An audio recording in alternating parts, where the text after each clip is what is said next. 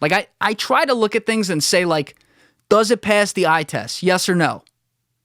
No. Okay, move on. Like, that doesn't pass the eye test to me. Doesn't pass the shit test, whatever your test is. It doesn't pass it.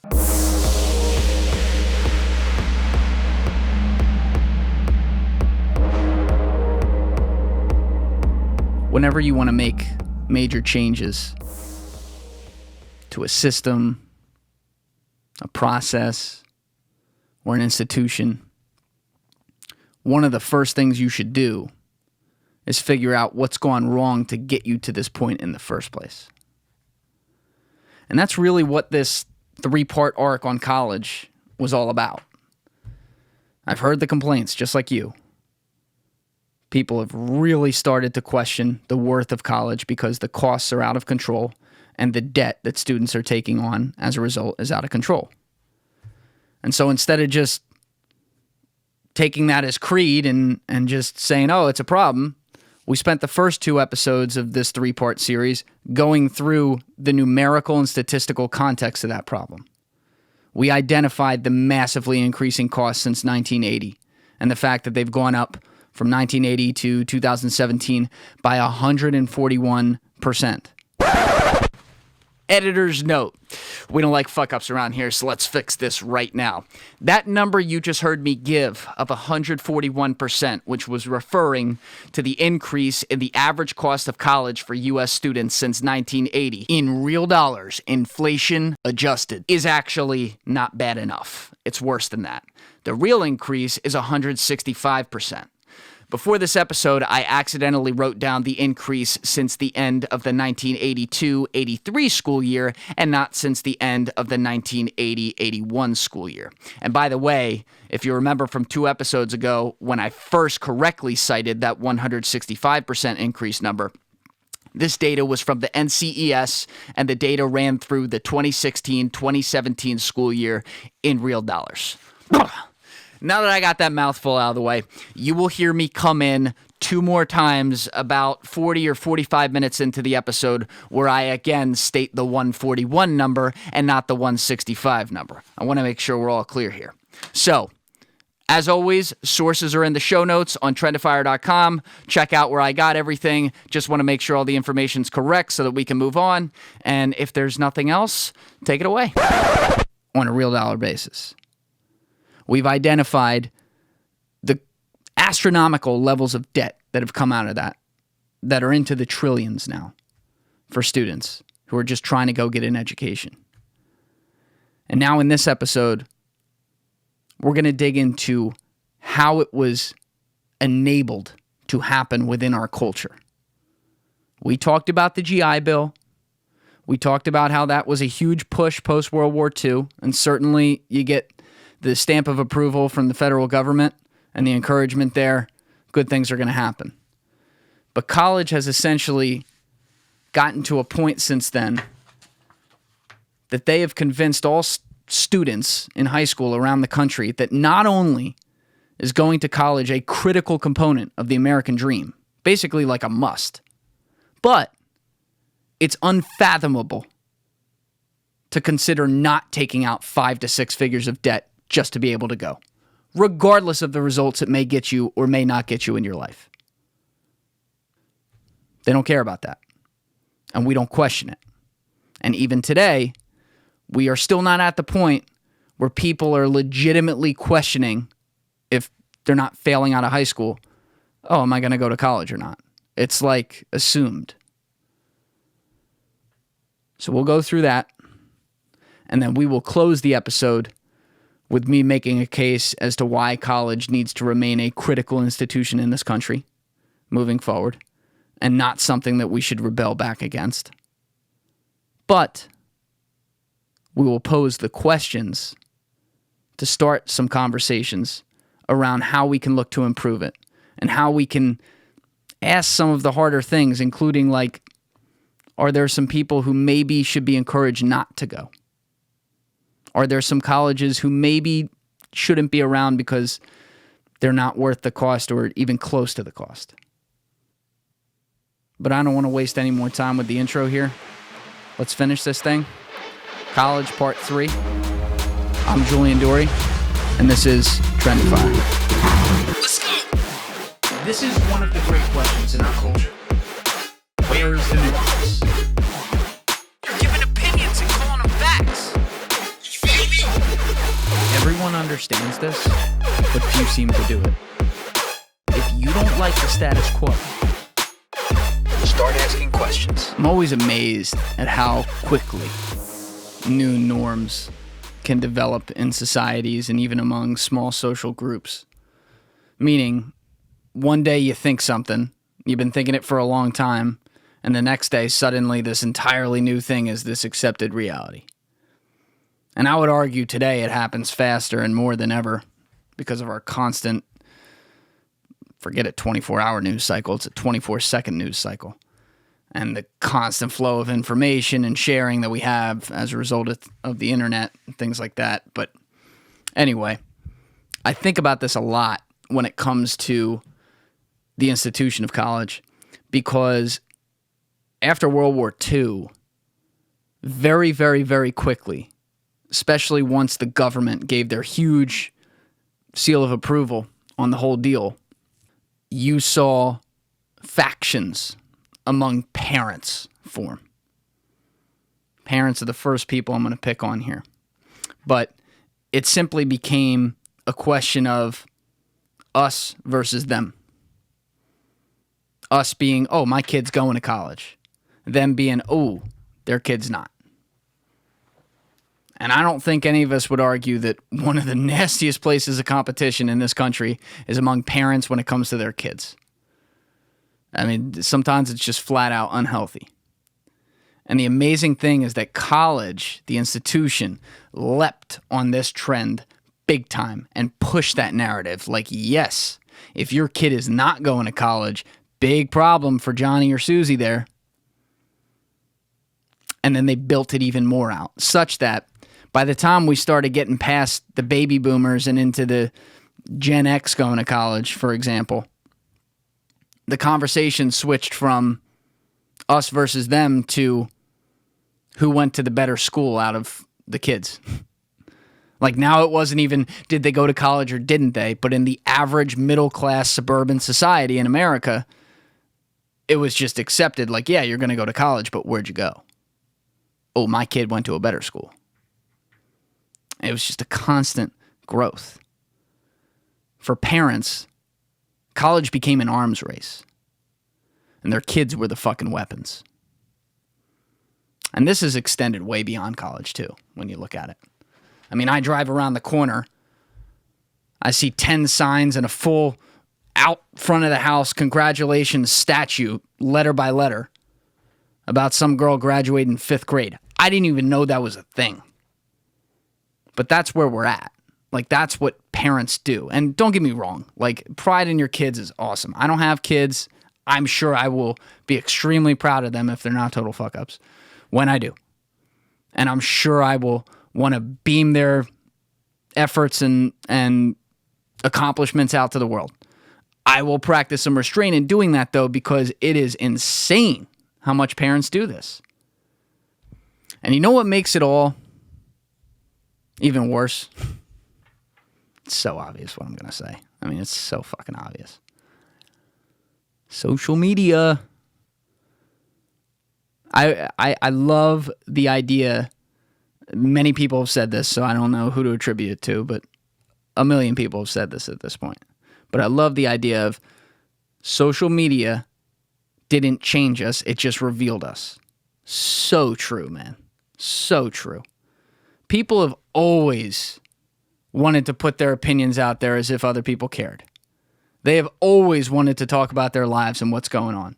They have always wanted to make people think that, you know, they're doing fine and they got a great life. Social media just gave them the ultimate clickability to do it all day, every day on multiple platforms. So, yeah, it's happened through college as well. I mean, even during like coronavirus this year, how many times did you go through your feed and suddenly see a 3-paragraph post about my kid got into Georgetown? I mean, that's great. He should be commended for that. But half the people reading the fucking posts are out of job. And you're taking up my entire screen to talk about how Johnny applied to Georgetown. It was the school of his dreams. Yeah. I get it. But here's the thing. All the people who read that with the attitude that I did, who are parents, yeah, they wish their kid was getting into Georgetown if he didn't, or a school like that. It's a part of it. It's a part of the competition. Like, that's the winner right there. That's the parent whose kid got in. And it's not just the parents. You look at the workforce. The workforce has made every fucking job under the sun require a degree. I mean, if you want to go get a secretary job, a lot of these require degrees. It could be at a 5-person company. And they write on the expectations, 4-year bachelor degree. Really? Really? Come on, man. The reason it happens, though, is because every industry, small and large, they have competition. Everyone looks at what each other does. So when they see company X, who they compete with, another business over here, suddenly requiring a degree on this type of job, oh, I got to do that too. And we're now at the point where pretty much any non-labor job, or better spoken, any job that's even like slightly desirable, is mentioning something about a college degree. And we're going to talk about some of the underemployment that's happening later. That's a whole nother issue. But the workforce has just continued to churn this out. And especially as the recruiting business has just exploded. You know, there's a recruiter for everything now. Well, that's a part of their package. They want to make everything seem serious. So yes, we will find you. Yes, sir, our new client, Company X, we will find you and your company the best secretary imaginable, and we will make sure they went to a school that requires X, Y, and Z and have a 4-year degree. Like, that's how this goes. It's like a part of they're doing it, so we have to do it. Same concept. Finally, you got the politicians. Now, we mentioned how, like, I think it probably legit was, like, Bernie Sanders on, like, a mass scale who first, like, really raised an issue out of this. And now you've seen a lot of politicians copy it and just throw on and we got to fix the college thing on the end of every speech. Not that they've ever actually looked at it or plan on doing anything about it. But that's when the conversation first shifted there. Because for 60 years, 70 years, whatever it was, every politician in every speech ever would hit on the same things. Jobs, freedom, or whatever. Going to college. Kids going to college. Getting an education. Living the American dream. It's the same jumbled expression for every single speech, every single issue, every single stump. And that's a continued endorsement. Not just of college, which is great, but of everything that college is doing. So when politicians continued saying that, even when prices were starting to get out of control and were basically ripping away from the equilibrium, so to speak, of where the worth of the actual degree was. As that was happening, politicians were still out there saying, part of the American dream, you have to go. It just gets ingrained in you. Like, people wonder why things, when Trump was running for office, why some of his immigrant stances resonated with some people so much. He just repeated the same line. Day one, he came out there and said, we're going to build a wall, Mexico's going to pay for it. Everyone understands the concept of a wall. Everyone understands that Mexico is not us, so someone else is paying for it. Doesn't matter if he could actually do it. He just said it a bunch of times, and it became, people were like, oh yeah, we're going to build a wall. Mexico's going to pay for it. They legitimately were like, yeah, that's going to happen. Simply because he repeated it. So now imagine every single political candidate, not to mention everyone in communities, parents, teachers, just people bullshitting around town, everywhere, across the country. It's just getting it repeated in a circle over and over and over again. That you have to go to college, and you have to compete to go to the best college, regardless of how much college is costing, and regardless of the value it puts out. Over time, that just gets ingrained in your head. And that's what happened. Now, here's the thing. Colleges played right into it. I mean, I didn't even bury that lead out front. Like, it was obvious. Like, colleges played right the fuck into it. And they did it and have done it. I mean, it's genius. It's why, I consider them an incredible brand as far as what they've been able to accomplish as an institution. But colleges got the cost so out of fucking control because they started spending on everything else outside the classroom. When you go to visit a college, it's been a few years for me, unfortunately, but when you go to visit a college, they don't take you into 2 classrooms and have you sit in on the classes for 30 minutes apiece. That's not what they do. They take you to show you the latest bougie-ass building that some old guy who went to that school 70 fucking years ago and probably doesn't even know that he donated to build this building, built, with all of its amenities, and they can tell you about every single one.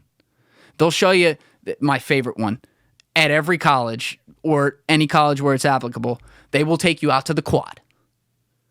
And they will say, look here at this beautiful piece of grass real estate, and it even has a couple cement sidewalks running through it, so you can walk through it without walking on the grass. And oh my God, you can study sitting on that grass right there. And they're in awe of it every time. And I'm like, it always looks great. It's a nice piece of grass. It's got some places for me to walk. I could sit there and study. They're right about all that. But this is what you're showing me? I'm going to spend 50 G's a year for a fucking quad? That's what they do. They talk about the lifestyle. Is that why we're going to college? Really? Is that... Let me restate that. Is that where we're deriving a lot of the expenses from? Do we need, constant buses to and from campus going wherever the fuck every day just automatically in case we want it? That's an expense. Do we need the cafeteria to look like it's straight out of a magazine? Don't get me wrong. I love looking at this stuff, and it helps.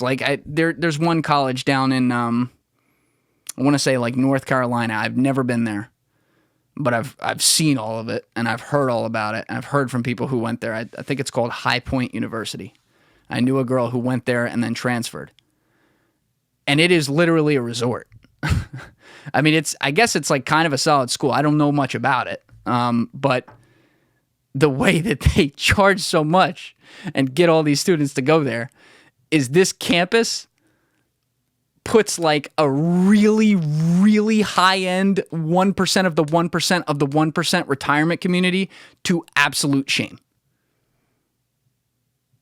To shame. It is immaculate. They have pool clubs and shit. That's you're paying for that as a student. Is that why you're going to college? Don't get me wrong, it's great. But when people go to college, they are looking to get educated so that they can go be someone who earns in society and in the world. It's nice to have the views. It's nice to have the amenities. Do they really need that? But anyway, this is what college pushes. They push the lifestyle. They push the experience. They push all these things. And they really played off of the fact that the first major generation, besides the veterans, right after the war, to go through college after growing up and have it be a staple of American culture were the baby boomers. And they were the ultimate counterculture movements. A lot of them were going to college during the Vietnam years.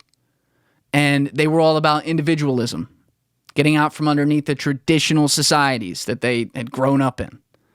So they wanted to go far away to school, or they wanted to go do something entirely new, get an entirely new viewpoint. And schools, at that point, colleges recognized we're way more than classrooms. We're all this other shit too. And so that's where the investments really started. No coincidence that expenses for college have gone up like crazy really since 1980. Because that was as the baby boomers were finishing up coming to college for the first time, over that 15-year period, 20-year period. And colleges got to see what their expectations were and what kind of things they could sell to those students. And I say sell very carefully here because colleges essentially became businesses. There's no way to get around that.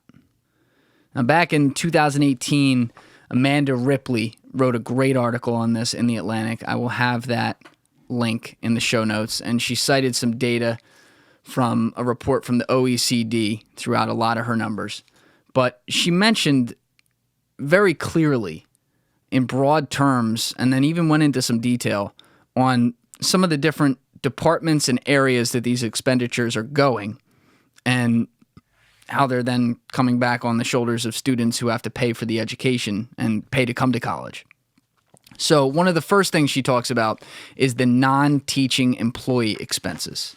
On this subject, Ripley writes, U.S. colleges spend, relative to other countries, a startling amount of money on their non-teaching staff. So think administration, like not working in the classroom. According to the OECD data. Some of these people are librarians or career mental health counselors who directly benefit students. Fair enough. But many others do tangential jobs that may have more to do with attracting students than with learning. Many U.S. colleges employ armies of fundraisers, athletic staff, lawyers, admissions and financial aid officers, diversity and inclusion managers, building operations and maintenance staff, security personnel, transportation workers, and food service workers. Furthermore, she says, the international data is not detailed enough to reveal exactly which jobs are diverting the most money, but we can say that the U.S. colleges spend more on non-teaching staff than on teachers, which is upside down compared with every other country that provided data to the OECD, with the exception of Luxembourg. That paragraph there makes it crystal clear that as you invest in things outside the classroom, you also have to invest in a lot of people and a lot of jobs outside the classroom. And those jobs get competitive because there's 4,000, 5,000 fucking colleges around this country. So as they all start to add these jobs, they drive up the prices of what each type of position costs. Maybe not with some basic things like maintenance workers and stuff, but with the actual administration, yeah, that's a real thing. Another thing that Ripley points out is the increase in higher paying students as a percentage of the population. On this, she says, some universities, post the Great Recession in the context here, began to enroll more full-paying foreign and out-of-state students to make up the difference. And she's talking about the difference between the state cuts and subsidies that were cut as a result of the Great Recession, and therefore the ways that colleges had to up tuition and things like that and higher paying students to make up for those losses. Anyway, she continues, over the past decade, for example, Purdue University has reduced its in-state student population by 4,300, while adding 5,300 out-of-state and foreign students who pay triple the tuition. They moved away from working to educate people in their region to competing for the most elite wealthy students in a way that was unprecedented, Thompson says. So Thompson was somebody quoted in the article. But that also underscores another issue because it favors a system that favors people with more moolah. So again, the GI Bill was created to make college something that's accessible to really all classes, but especially working class Americans to rise up through the class structure. And that right there is an example of a system that's starting to work against them, to say nothing of the prices and costs that are already working against them. Now they're also getting discriminated against because colleges have to go find the people who can pay the most money so that they can make their nut. Finally, another thing that Ripley really covers is the research spend culture. And this is one we don't talk about much, but she says, most global rankings, there's those rankings again, of universities heavily weight the amount of research published by faculty, a metric that has no relationship to whether students are learning. So that could mean you have faculty on who literally aren't teaching classes. They're paid to be faculty of this university and go write their next book that they're going to make a lot of money on because they're very smart, but they're not adding any value to the students who are paying for the right for the college to pay them hundreds of thousands of dollars just to be there and say they're there. Anyway, but in a heated race for students, these rankings get the attention of college administrators who push faculty to focus on research and pay star professors accordingly. Closing that point off. Folks, colleges are a business. It's plain and simple. It's right there. They're trying to tell you it has turned into a business. It's a business. And there was a book written a few years ago, I think like 2017-ish maybe, called The Coddling of the American Mind. And it was by two NYU psychologists and professors, Jonathan Haidt and Greg Lukianoff. And they covered a lot of different things in there, much of which is not on our topic, and I don't want to get into it. But one of the chapters in there focused on how college as an institution has taken on the mentality of corporate America rather than education America. So they point out that in the 2015-2016 school year, combined revenues at U.S. post-secondary institutions totaled $548 billion, which would make U.S. colleges as an institution the 21st largest country in the world by GDP. So just keep that in mind for a second. They also mentioned that endowments at the top 120 universities alone was about the same number at $547 billion. So to put that number in context, both of those numbers in context, in 2016, Apple, the biggest company in the world, did $214 billion in revenue globally. They have, in 2016, I think they had 1.2 or 1.3 billion global customers. For context, there were 20 million college students. So, yeah, colleges are making money hand over fist. And the thing is, what these two authors argue in this chapter is that somewhere along the way, they stopped looking, colleges that is, stopped looking at students as students and started considering them customers. And that has a whole bunch of slippery slope implications. But one of them is they want to give them all the things that have nothing to do with the number one thing they should be there for, which is the education itself. And it's a mentality that unfortunately is actually a consequence of capitalism. Now, I'm a huge fan of capitalism. I'll put that out there. I know a lot of people argue this these days, but I believe it is the best system that we can have. I do believe it's a heavily flawed system, no doubt about that. There's a lot of things that I'm not sure will ever be fixed. That said, I will take the best system, in my view, over other systems because it's the best, and that's how I think of it. However, the education system in college in this respect, or in the context we're talking, is a little bit of a potential downside example of capitalism because you have colleges who have to make enough revenue to stay open, and they have to compete with other colleges at every level. So they are, therefore, in a position where they have to mimic or feel like they have to mimic competition, do as they do, and do better than they do. So this creates an endless cycle of constant innovation, but a lot of the innovation is happening outside the classrooms and increasing costs on things that have nothing to do with the education because what do they need? They need students to come through the fucking doors. If Johnny goes and visits College X in LA and the campus is fire, and then goes to visit College Y in Wyoming and the campus sucks, he's not going to the college in Wyoming, by and large. Most kids, 9 out of 10 in that situation, aren't going to go there because they're going to make if they're similar schools in their mind, education-wise, they're going to go to the one that has nicer amenities. That's how it is.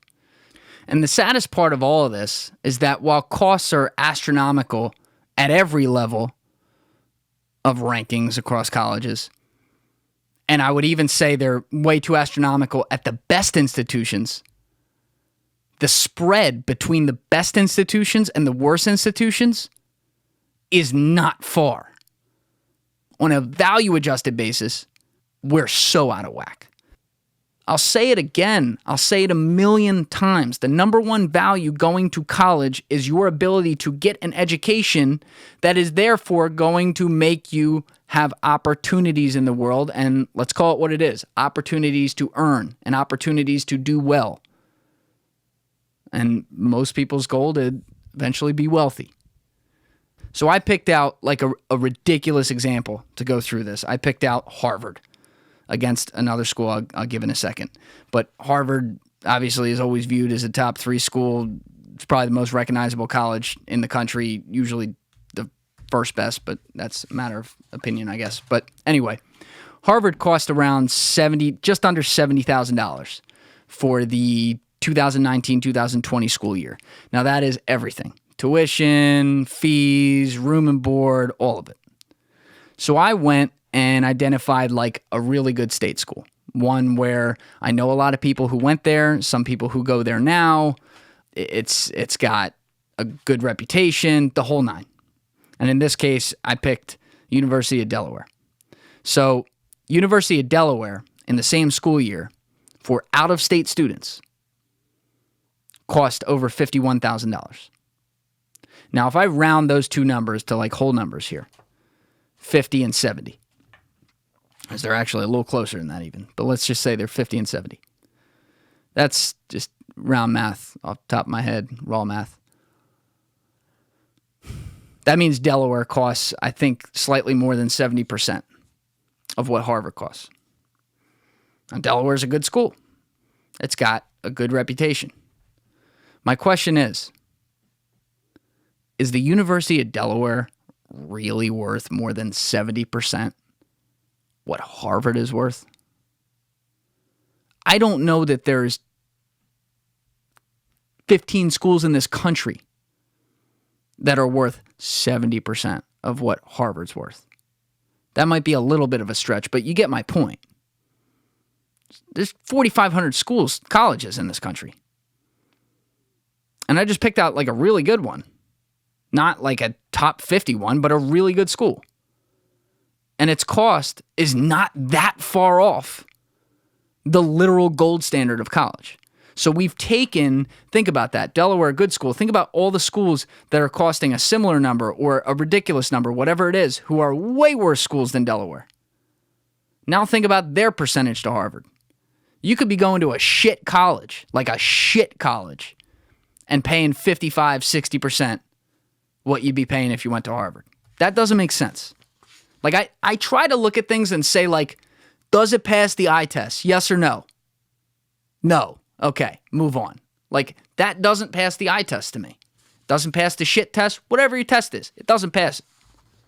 Now, I mentioned in the intro, we were also going to talk about some of the things that are creeping into conversations around society that are now for the first time leading some people to question college a little bit beyond just complaining about its costs, which has been happening righteously so for a while. And I mean, I feel like this is the answer to a lot of things, but we'll go into some detail. The internet, man. Like the internet is the number one root cause. And to start down that rabbit hole as to how it really brings people to the point where they're scratching their head and second guessing the institution of college. It's the resources the internet provides for your own self-education. I mean, now look, we live in a world where 2-year-olds have an iPhone in their hand. So the internet by the youngest generations now was something we grew up with, like I grew up with it, and anyone after me and even a little before me, like they completely grew up with it too. We grew up with iPhones in our hands before high school or right at the beginning of high school, and that was that.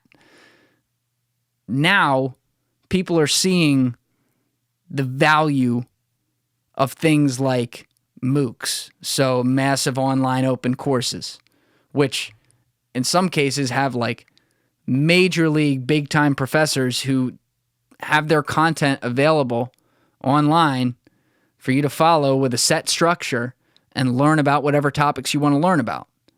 YouTube is the ultimate open forum.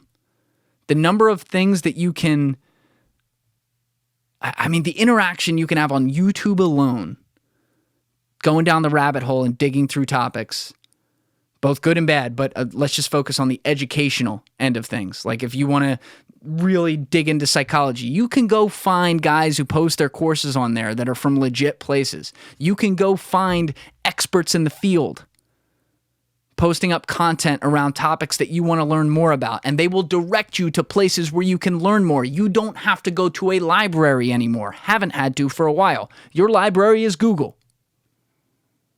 And as long as you get pointed in the right directions, you're going to get pointed in more right directions as you go down farther and farther and farther. And I don't know if you saw this, but I remember, especially at the beginning of Corona, I mean, these guys, I don't know what their revenues are, but they had to just put all the chips. They had, just almost killed my mic there.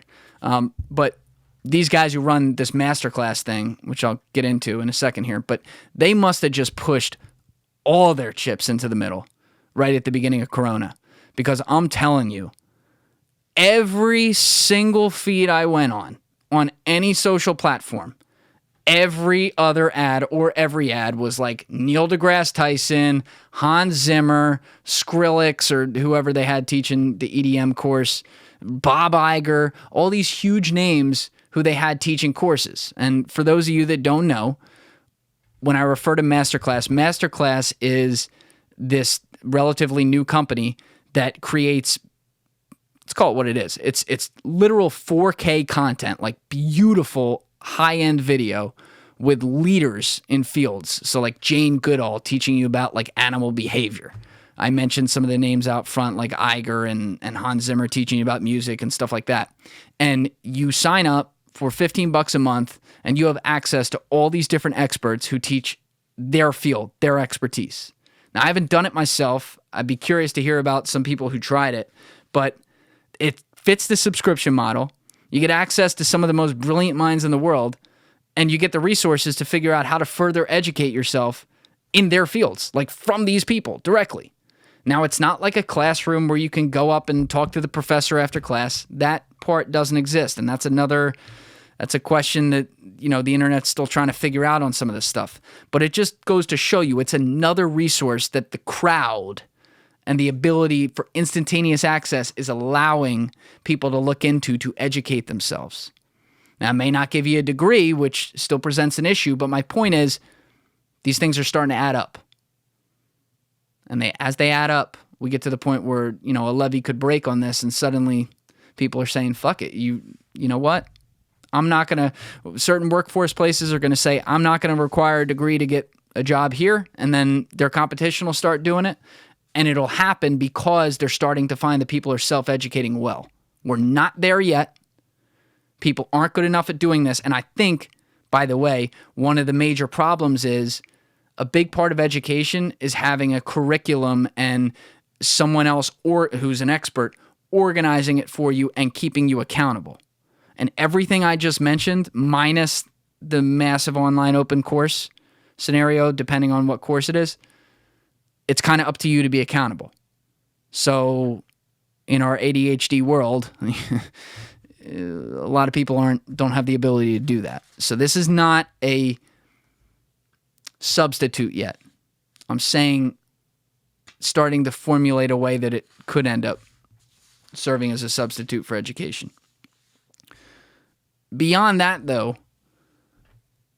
the content sharing and consumption alone that occurs online, much of which is, mindless fodder about the latest news cycle, but the stuff that's not on socials, I'm really looking directly square at those, is another form of just constant adding information and adding context to what we know about the world and our worldview and things we're aware of, and then maybe skills we can acquire through being aware of these things. But I've always been curious about if some studies exist that can measure on a macro and really even micro scale growth in IQ and knowledge and the effect on human beings over time just using tools like Google search or just interacting with X number of pieces of content in all these different potential topics on their social media per day. I haven't seen anything like that. I'll go digging for that. But that's another thing to keep in mind, because in some ways, while it's not an organized curriculum, we are amassing more knowledge on stuff than ever before. But remember, we have way more to consume than ever before. So we get really knowledgeable on some stuff and then just get totally left in the dust on other stuff that it would be great to know about. Another thing that's led to some of these conversations is a totally different point. So we just covered the internet, but the lack of utilized degrees is a real problem. In 2012, the New York Fed did a study, and I like that because it's literally the Federal Reserve. It's a really good source. But they found that across 15 popular college majors, so some of the big ones, it was like, business and accounting, electrical engineering, journalism. It was basic ones like that. They found that across 15 popular college majors, only 62.1% of all degree holders were holding jobs that required a degree at all, not even just their degree. 27.3% were holding jobs that matched their degree skill set. Now, I have less of a problem with the second number. I still have a problem with it, but the concept of getting a broader education and then doing a different specialization in your career, I think that's an argument for another day, and that's one where you can make a case on both sides. I'm much more concerned about the fact that 38% of people are doing jobs that literally don't require a degree. And if you remember, I pointed out how many jobs out there require degrees now that shouldn't. So if you bake that into the number, which you can't, it's way more than 38%. And the other thing is the underemployment for recent and long-term grads since 1990. So two different metrics. Recent would be like graduated in the last year, and then long-term would be anyone that has been out of college more than 1 year. The average underemployment since 1990 literally hasn't changed. It has not gone down. It has stayed basically the same for both of those groups. While the cost of college, I think since 1990, the cost has gone up like on real dollars. If I remember correctly, it was like 91 or 92%. So we're not employing more people, or I shouldn't say employing. We're not employing to a degree skill set more people, and costs are going way up. Like, there's nothing worse than seeing, frankly, really smart kids who are 24, 25 years old, who aren't like trying to go be an actor or something like that, where it would be perfectly acceptable, but are trying to do something else. There's nothing worse than seeing them work at Starbucks.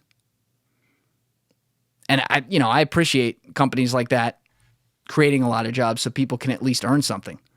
But that sucks. Because half those kids are carrying debt up to their fucking eyeballs, and they're making a mocha latte or whatever. That's not right. I hate seeing that. Another thing that's happened is the earnability. The earnability growth for college graduates over time. I think I alluded to this earlier. But in 1980, on a real dollar basis, the average college graduate in their first job was making just over $51,000. By 2015, that number was down at just above $50,000. So it decreased by 1.62%, while the costs of college went up 141%. Hi, me again. Remember, 165, not 141. 165, not 141. Okay, go ahead. Now, average numbers can skew. We know that. We like to look at medians because medians give you more of a data set across the board. So when you look at the median view of all college grads, not just recent college grads, all college graduates holding a degree, when you look at the median view for that and their real wages, the median real wages over time, since 1980, bachelor degree grads were making an average in real dollars of $25.95 per hour. And today, 2018, they're making $28.37. So I think it was an increase from or that was from 1979, I'm sorry, through 2018. So that was an increase of 9.3% in the median wage. So even when you measure it across all graduates, not just recent graduates, all graduates, using the median, not the average, costs up 141%. 165, not 141. I'm done now, I promise. Earnability up 10, less than 10. The other thing I'd be remiss to not mention here is the unbearable debt. We already covered that, but that's another thing, like, that's life. When people are making their financial decisions based on the debt they carry from college that they went to 15 years ago, you know it's a problem. When parents can't retire because they took out a loan 20 years ago for their kid to go to college, that's a problem.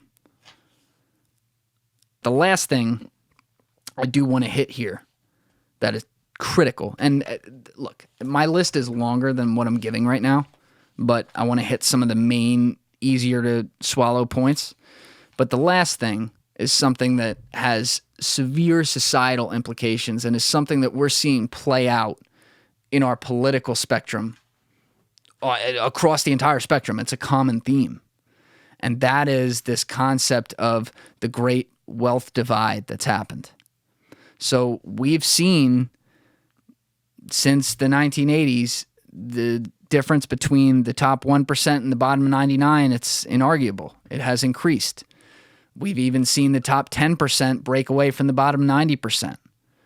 We've seen, I think the most important one that I'm going to go through now is we've seen the top 0.000001% accrue more wealth than ever before. And that is thanks to the internet and its viral ability to, if you create the best thing, instantly get customers anywhere in the world.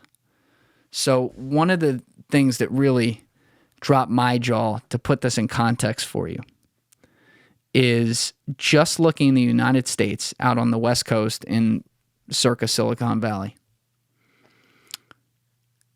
8 of the 10 richest tech moguls in the world live out there. And this is as of 2019. So these numbers, you know, after Corona and all that, they're even worse. But 8 of the 10 richest tech moguls in the world live out on the West Coast in the Silicon Valley area. And that would be Jeff Bezos, Bill Gates, Larry Ellison, Mark Zuckerberg, Steve Ballmer, Sergey Brin, Larry Page, and Michael Dell. I don't think Dell, does he live out there? Either way, Dell founded Dell. He might be a Texas guy, but either way, lives in the United States. Those guys hold 0.4676% of all the net wealth of the United States. 8 people own almost 0.5% of all the wealth in this country. When you add in the next 4, or the next 6, so we make it 14 instead of 8 now, the next 6 in the United States on the billionaire list, now it's at 0.57%. 14 people out of 328 or whatever it is, 330 million people in this country own well over 0.5% of all the wealth. And by the way, I'm not coming at them either. Don't get me wrong, I don't think they could spend that in a lifetime. I don't think they need it. But for the record, I'm talking about people who changed the game here, mostly, at least. Like Jeff Bezos reinvented how we buy products and brings it to our doorstep. Everything I look at is from Amazon, so fuck if I appreciate it, you know? But does Jeff need $150 billion? Probably not, and I don't really care, but a lot of people care about that. And this anger is now happening because people are stuck in this debt they can never pay off, and they're stuck in a system where they feel like they can't get ahead, and then they look at all these really wealthy people who they can see on the internet all the time, thrown in their face, and they don't have these problems. And we are now in the internet era living more and more in a winner-take-all society. I mean, you look at it, if I ask you, name me a search engine, you say Google. I tell you, name me another one. Some of you will be able to name me Bing. And when you do, you'll laugh. Because the only reason they exist is because Microsoft started it. But it's a total failure. If I ask you to name another one that still exists, Some people may be able to give me Yahoo, but they don't even think of that as a search engine. They think of it as other stuff. Point is, there is no other search engine. There's Google. That's it. Because Google created the best algorithm. They have the best product. They won. That's how our world works. And as that happens, there's going to be a lot fewer winners with a lot more money. And we have seen that effect come into play over the last 30, 40 years, more and more and more. And as technology continues to develop at a rapid pace, things become more mechanized. I don't know is that a word? Might not be a word. Anyway, that problem's only going to get worse.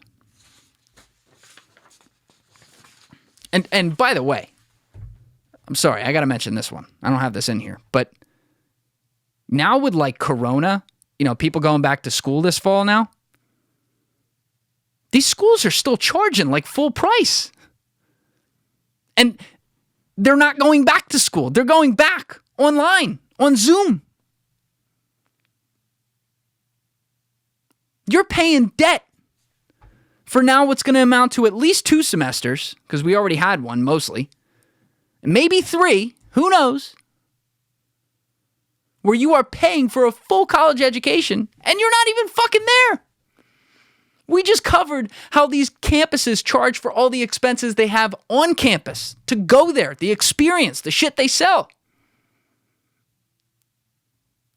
And now students won't even be there. And they're still paying full nut. You think you've seen anger on this? You think you've seen conversations on this? Wait till this next semester, gets underway here. We're getting into the fall now. So wait till those complaints start really coming in. All right.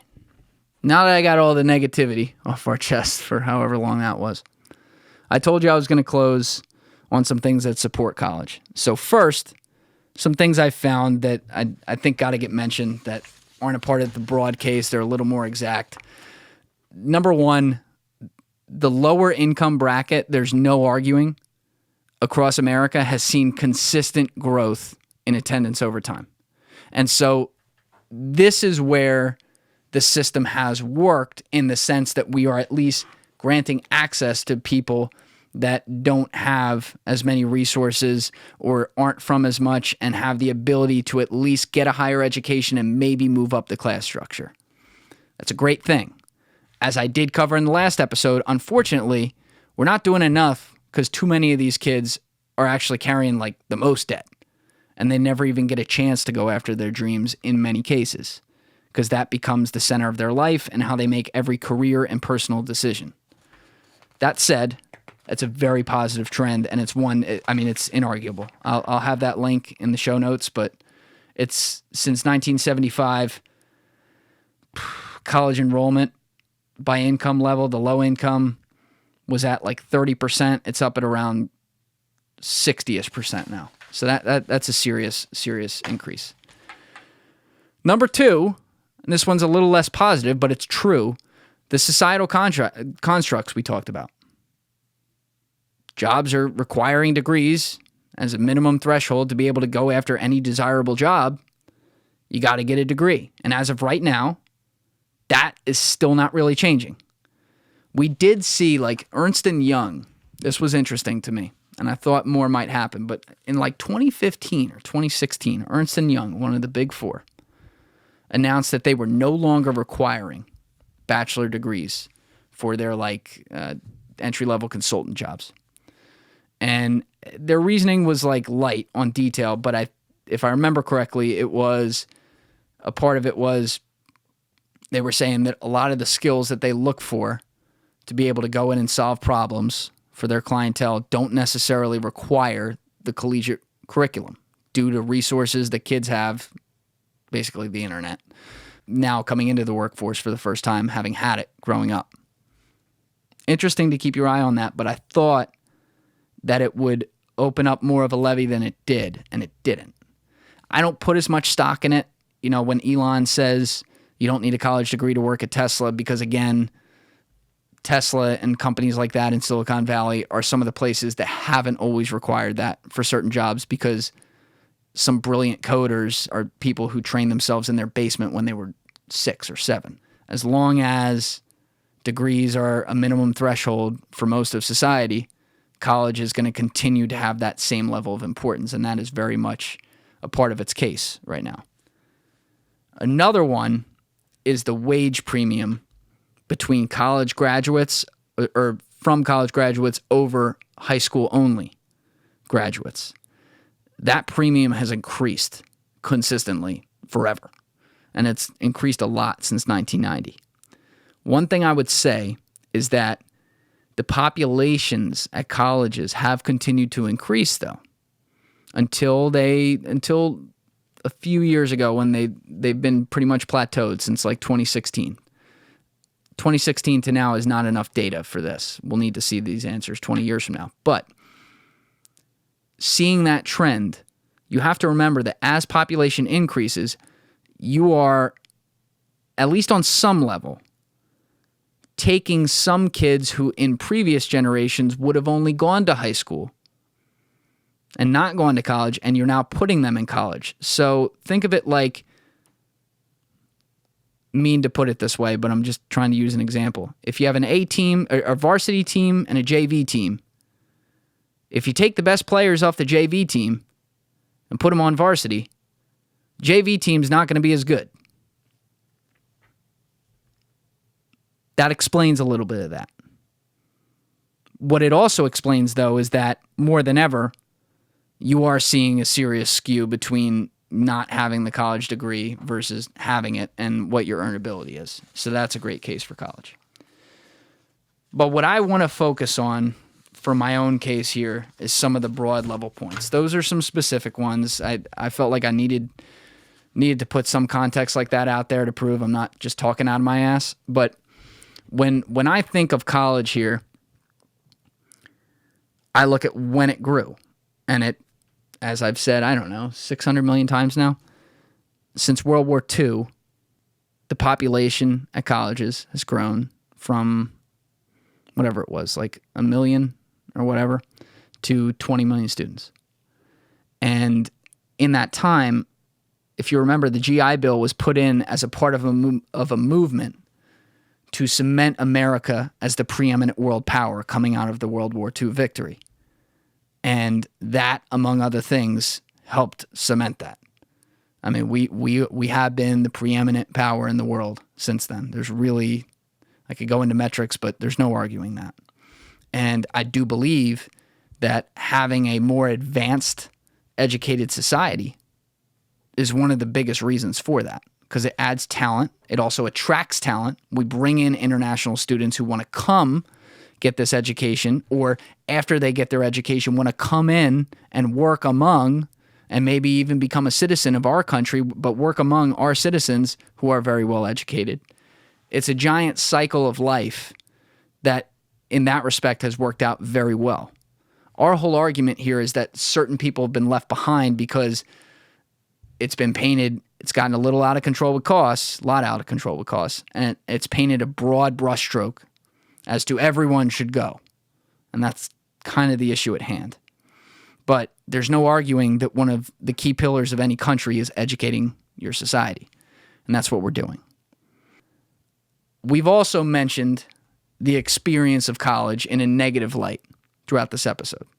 And I mention it in a negative light because there's a lot of unnecessary things that if we were looking at the brass tacks of what you're going there for, an education and to make friends, which doesn't cost anything, you know, you don't really need all these amenities and all these experiences they sell and things like that.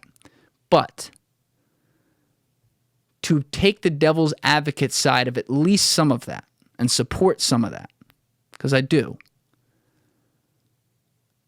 When you leave your home at 17 or 18 years old to go to college, for most kids, it's your first, and that's a part of the American experience that we mentioned. It's your first shot at independence. You are taking on a new life, getting a new perspective, going somewhere new, living there, meeting all new people. And to an extent, that experience, I think, is huge.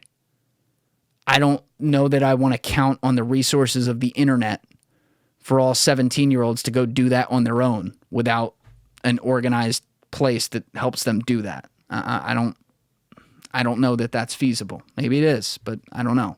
So I will take the other side of the argument too and say that there is an aspect of what they sell there that is legitimate. I just think it's a joke how much they oversell it and how much they invest in so much extra shit to that experience that then puts the burden of costs on the shoulders of students. Another thing, and I touched on this a couple minutes ago, but another thing to keep in mind is that even when we see some of the brilliant people who dropped out of college or didn't go and made it big, I guess the most famous college dropouts would be Zuckerberg and Bill Gates. But even when we see that, first of all, guys like that at least went to great schools, Harvard, both of them, for a set amount of time. So they got some worldview there. They got some education there. Like, they didn't get nothing.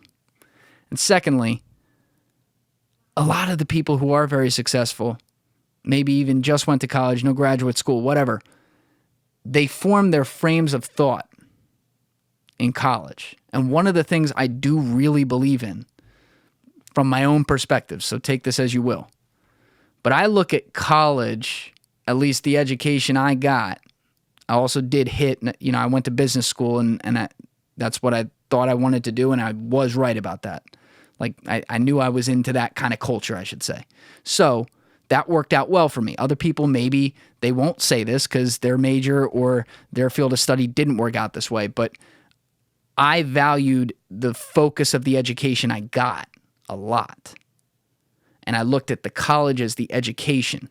But what was abundantly clear to me within a year of being out in the real world and working in a job was college is the education.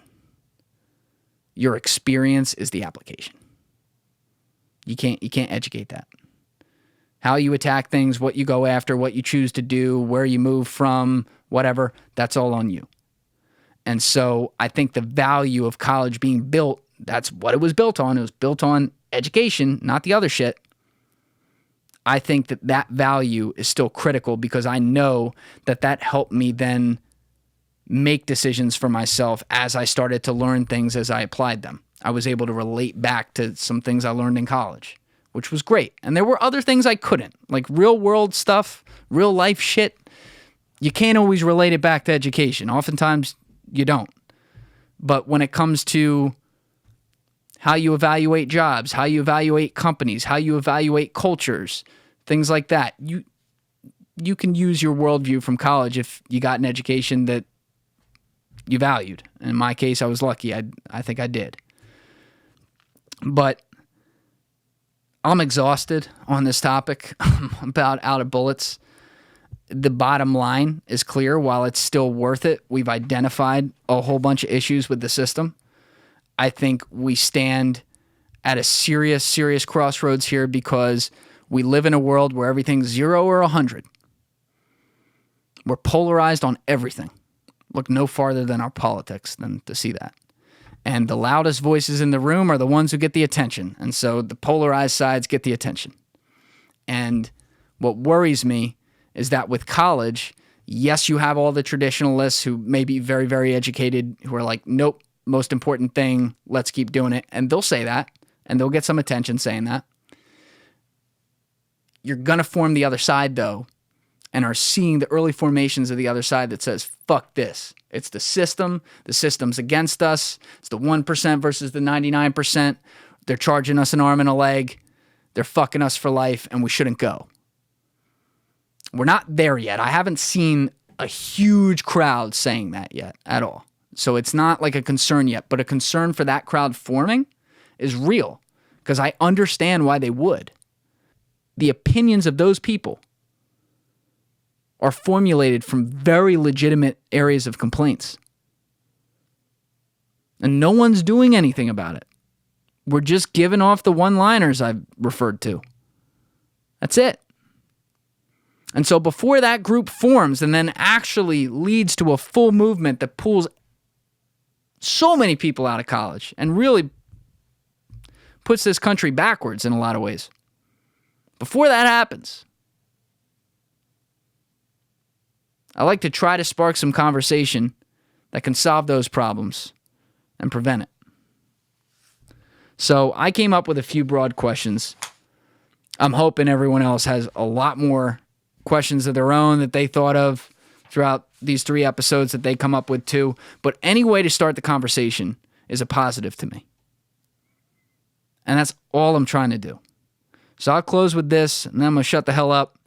And I look forward to your feedback on the matter. But question 1, is there an optimal population of total colleges / college attendees?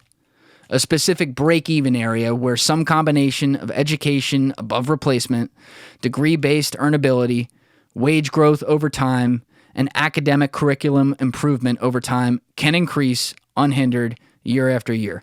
I'm going to post these questions too in the show notes because, they're pretty loaded.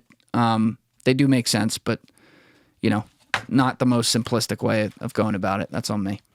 Second question. If a potential answer is decreasing the number of people attending college, how do we figure out who should not be going? And what freedom-oriented systems can help these people use other means to still pursue their dreams? That's a critical one. Number 3, how do we change the stigma around companies not requiring college degrees for jobs where they currently do? Meaning, plenty of jobs require a college degree and carry them with little to no skills that must be picked up in a college education. Yet the companies still require the degree because that's what's respected or expected by companies in their field and what they're supposed to do. How do we change that? Number 4, without choking off competition between schools to provide the best education, how can we create a system that competes on said education over things like amenities, most professor research works, biggest administrative resources, etc.? So those are my questions. Thank you for listening to all 3 of these. If you did, thank you for listening to the show. I am kind of glad it's over. It was a lot to just continue to churn out there and try to make it make sense, so I hope I did. And I will see you next time. Catch you later.